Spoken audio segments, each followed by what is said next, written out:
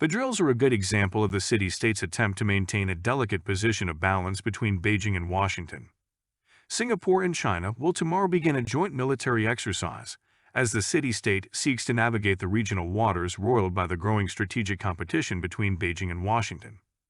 According to the Singaporean Ministry of Defense, the exercise, which will take place until May 1, will comprise both shore and sea phases, and involve the Royal Singaporean Navy, RSN, Formidable-class frigate RSF Intrepid, and Badak-class mine countermeasure vessel RSF Punggol.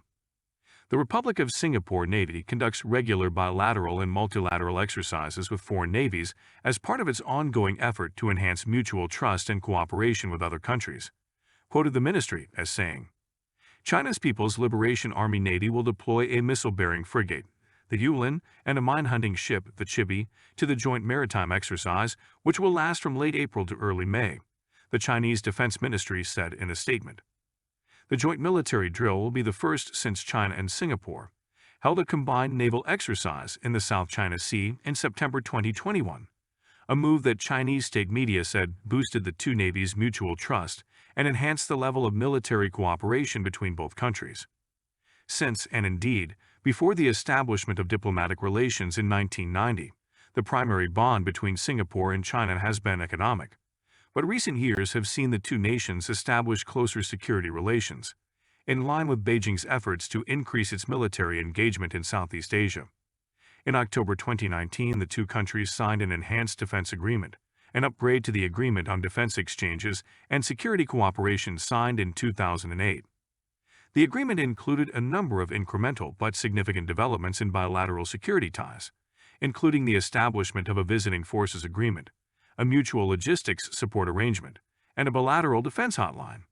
It also laid the path for large joint exercises between the two nations' armed forces and led to the creation of a regular defense ministers' dialogue, the first of which was convened in June of last year.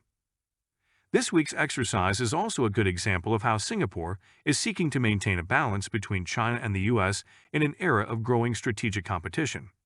Crucially, this has proceeded despite the various challenges that have arisen in bilateral relations, such as China's seizure of Singaporean military vehicles returning from an exercise in Taiwan in November 2016, and the city-state's growing wariness about Beijing's efforts to cultivate pro-Chinese sentiments among Singapore's ethnic Chinese population. Even though the U.S. remains a much closer security partner, just as China is the more proximate economic partner, Singapore's leaders take pains to match each advancement in this relationship with a counterbalancing step forward in relations with Beijing. As an example, Singapore's signing of the upgraded ADSC took place just weeks after it renewed a key military agreement with the United States.